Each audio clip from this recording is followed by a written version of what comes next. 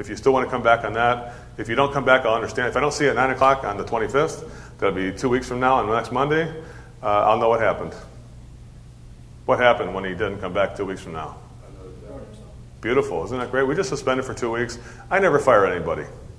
No need to fire. Give him 2 weeks off, let him think about what he wants to do. He comes back with a passion. What do I have to have? During that job, and believe me, I treat it like a brand new job interview. I'm going to ask him first question, what's changed? Hey, it's 2 weeks. How have things been going in 2 weeks? If he does show up, guess how many people show up for that second interview when I give him 2 weeks? I haven't had anybody ever show up for that one. Nobody ever shows up. And guess what? You don't have to fire anybody. Anybody here ever twisted in the wind like your guts are in knots? Like, oh, I got to tell Mark he's fired. Oh, my God, I need some whiskey. You know? You don't even drink and you're like that. Like, oh, he's got a family and it's Christmas and oh, my God, what am I going to... It's always around Christmas we want to fire somebody too, isn't it? It's like, Merry Christmas, you're fired. It's like, ho, ho, ho. Isn't it always the case? It's like, right on Christmas, it's time to get fired, you know? And so the 10 stages, take off a couple weeks, think about it, and you're not even angry about it. You're not disappointed. Hey, everybody learns at their own pace. Maybe you need 2 more weeks on your own to think about it, rediscover the material that we're talking about here. And not just about sales, but about anything. And showing up late. By the time you get to the 10th stage, that means there's been 10 different interactions about the same problem. Right? The first one's about reminder. The 5th one is like, why don't you sit here for 30 minutes and think about whether you want to start coming in on time. Okay? I'll tell you right now, your day's over at 4:30. Come back at 5 o'clock and take a half an hour for yourself on your own time. Let me know if you want to still work here after that half an hour. We'll start working again. But I want to hear about how you're going to be on time at this point. That's the 5th one, right? The 3rd stage, something like the 3rd stage might be a convince me step. Like, John, I'm just not convinced you're ever going to be here on time. Just don't believe it. No, I'll be here on time. What's going to happen if you're not? Well, I will. What if you're not? You can fire me. No, that's a 10th stage. We're only at stage 3. You don't get to do that. I mean, come on. Don't employees. That's what they say. You say when you ask what their punishment. Because I never tell people what their punishment's going to be. I ask them what do you think the punishment should be for not coming in like this if it's 4 weeks in a row late every day. What do you think it should be? You should probably fire me. Well, come on. It's only the 3rd time we talked about this. Give yourself a break. It's not that bad. And they're actually harder on themselves than you would be. You're just trying to get the guy to realize it, having a serious discussion, right? And there's many different, when you get to stage 5 or higher, it's like take some time and decide whether you're making a decision point. Stages 1 through 5 are more reminder points and holding accountability. Make sense there? You don't have to, so there's a lot of things you're going to do before it comes to releasing somebody, because hiring somebody is hard to do. Do you agree with that? Mm-hmm. Hard to find. It takes 50 different, as I said, you're going to find one employee, you're going to do 50 interviews. And even then, don't be surprised if you don't find one person out of 50. You might do another 50 to find 2 more. Maybe 2 will show up in the next 50. And there he was, the 1 out of 50. It just wasn't in the first 50. Don't give up on it. You definitely have to do it. I'll show you some ways of doing it. Sarah will talk about that next, right? An in-house performance coach. I actually have a thing here we developed. It's an in-house performance coach job description. Now, anybody like a copy of this? Me. Well, you're going to have one. It's already, I can't give it to you because you already own it. So it's going to be provided. It'll be on our website, the SPM Summit website. We'll have this download for my section. It'll be a PDF download. You can print as many as you want out. And what it does is it goes over basically everything we talked about, how we design the onboarding program, all that stuff like that. It's all in here. So what are the essential duties, just basically of the thing? Well, number 1, orienting and training new employees. Make sense? Somebody starts with a company, we have to have a program. I do have a schedule. We included a schedule on what the training thing would like on week 1, week 2, what happens during those 2 weeks. Number 1 is video training, followed by what I like to see. My model, Marco goes a little hardcore on the 7 hours of the video. I like to see like 4 hours of video training during a day for the first week. If you do that 4 hours of video training on a dedicated basis, you'll get through the whole thing in a week. 5 days it'll take. 5, maybe 6 days if there's a lot of questions. At the end of those 5 days, they should be making a presentation. You should be seeing a role play and a call simulation of the presentation by the 3rd or 4th day. Start to put together options, because that's how the video training works, right? But the first half of the day is video training. The second half of the day, you ride with the performance coach, like Zach, right? He rides with those guys. What they do for Zach is they actually say, whatever this guy would make on commission, that's yours. You get paid what you make that week. What does Zach do that week usually, Marco? How much does he usually make that week when he does that stuff?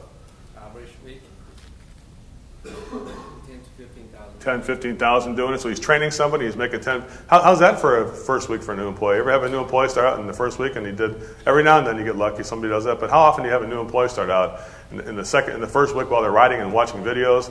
They'd make 10 to 15,000. You ever see that one before? What usually happens in the first week when you hire a new employee? He becomes a paid audience, basically, right? He's a paid audience. Whatever you agreed to pay the guy, he's just riding and watching, having a good old time. Anybody do a ride-along type of thing with a guy? It's like, you know, they aren't learning. They're just like watching you and having a chit-chat and grab-ass and jaw-jacking, and there's nothing happening. And then it's like, hey, you got your own truck. Oh, shit, I'm not really prepared.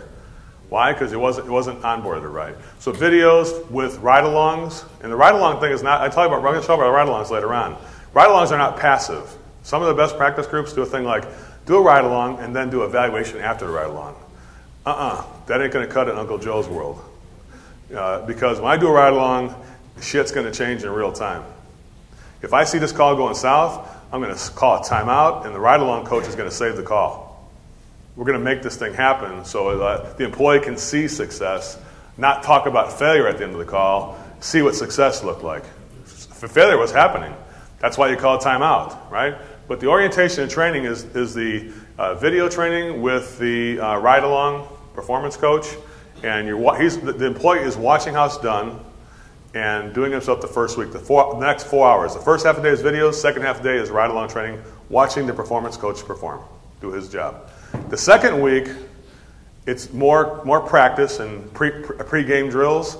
Remember the batting practice? Every morning, make another presentation. Make another presentation. First thing in the morning, we don't go out and do calls. Make a presentation. For all day long, now the employee's going to make their own presentations. Now, guess who's doing the call second week? The employee's doing the calls. And the ride-along coach is watching him. And now he's calling timeout when needed, correcting, hand signals. We'll talk about that. It's all interesting stuff. And that next week is usually even better than the first week, right? So at the end of 2 weeks, we have somebody who's been held accountable. They've been trained. You've watched them how they could do it. You've inspected what you expected, right? It took 2 weeks of somebody's life to make this happen, though, right? But how long will it take if you don't train this employee to re-correct them if they weren't trained? How many weeks of your life will it take to hold that person accountable if they never were trained? The rest of the year until he quits. Right? The next 50 weeks you'll be doing this, as opposed to only 2 weeks with this person, right? Next thing is ride-along coaching. What's the ride-along coaching? We actually have in this description some of the things, some of the key ways of doing coaching. Again, you heard why I do coaching. Coaching is not where you give people the answer, you ask them how they've been trained. You refer back to the training and you say, remember that video? I don't remember that video. It said this, this, and this. No, I don't remember that at all. Let's go back and watch the video. Many times you pop that video back in there. Let's watch this video now. Really? That's what we're going to do. So you better start remembering this stuff. Here we go. Remember this one because we're going to keep doing this. Every time you can't remember something, I'm going to make you watch that video again. Or you and I can talk about it because I'm not going to, I trained you once. We're going to only do it in little pieces in the future. So practice in the morning when you first show up. The second week, the guy's doing his own calls. And the ride-along is basically, it's an active ride-along. The guy's watching. He introduces himself to people at the door, right? How do you do that with a customer? Like, what the hell are two people doing here? It's a freaking tag team. What are they going to do to me here? Right? No, you say the technician is here. He introduces everything. He introduces the guy, the ride-along coach, as the quality control specialist for the company. This is Joe. He's our quality control specialist. He is here to make sure that the way the quality of our call, the way I communicate, the way we do the work, the way we diagnose is done in the highest quality. Our company hires him as a specialist just to make sure we have the highest quality in our company. What does that say to a customer about your company? Here's what I hear when I go to the door doing this. It's like, you guys actually have a guy who does that full time? Yeah, he does it full. That's all he does. They bring this guy in and he does it full time. That's all he does for a living. Hold it, I had no idea. Come on in. Would you guys like a cup of coffee? All of a sudden, the respect level about your company, where did it go? It's like, holy Jesus, they got an actual guy running around with this guy just to see that he... And of course, the quality control coach should wear a higher level of uniform, something where it looks not like he's a worker, but he's more of a manager or an elite. I'd say a white shirt is definitely in order. Maybe something with a little bit more, it signifies a little bit higher elite status. nicer shoes probably, no work boots, maybe like brown dress shoes, plain, but real nice and shined very well. Should look like he's more of a manager's type than just a worker type, right? And so, but yet the same token, you're giving the employee, if he's doing his own call, the right to do the call. And a lot of coaching, the easiest way to do coaching is in the segments where the customer's not with us.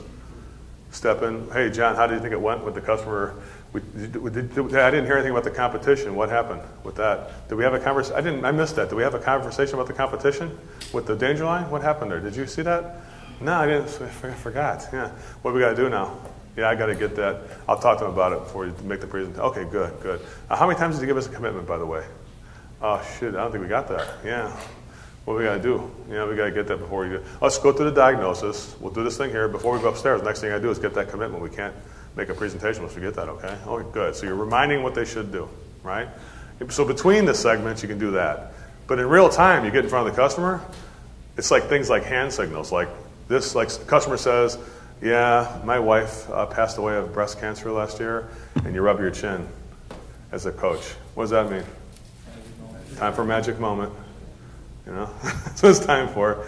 You got your shirt, you got your hand when it's time to make a presentation. Your hand's inside your shirt like this. When I go like this, time for what should we do? It's like he's like a ventriloquist. And the guy's like your dummy. He's like he just does what you want him to do. It's like you work on hand signals. It's like a baseball team. You work on hands. What's the next play what's the next move we're going to make? You make up signals and you do things. Tug your ear. I didn't get that. I didn't hear that commitment. Didn't hear that. It means I didn't hear this. And you say, Roger, I don't know, man. I just didn't. If we should really go look at that furnace yet. What do you think? I'm not really sure if we should do that or not. And he's like, oh yeah. Let me ask you a question, Mary. Why are we even here today? I forgot. I forgot to ask you that.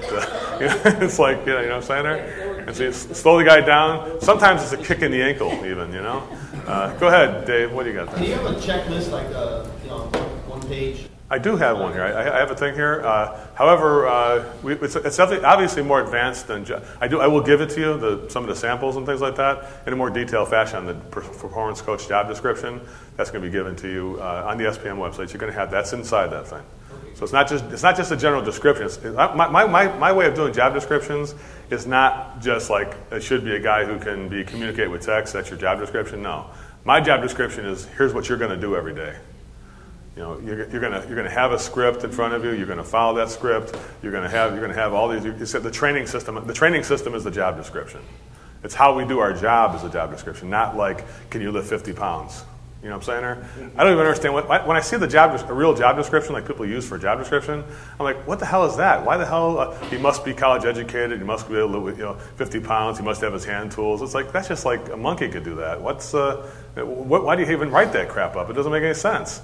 But a real job description is the actual detail on how we do our work. It's like a how-to. It's like you work at McDonald's. Here's what you do. You get in the truck at 7 a.m. You call the dispatcher. That's a job description. Here's what you do. Not like what you should, not what we want. It's what you're doing every day, right? Ride-along coaching. The third thing is intensive care. Now, from time to time, you have people who need turnaround. Now, a company like Coal Services, they probably got 20, 30 people. How many people, technicians there, would you say, Marco? 30? About 30 people. It's easy to lose track, right? You got one performance coach, 30 people. They're now doing a really smart thing, which is to do what, Marco? A second performance coach. Because a coach can only coach so many people effectively. It's just like an NFL team. They got the head coach, but you have to have other coaches that are specialists. Maybe a drain. Eventually, I see the company, when this company gets to be $100 million or even $20 million, they're probably going to have a drain performance coach, plumbing performance coach, HVAC performance coach, somebody in all those areas, right, Marco?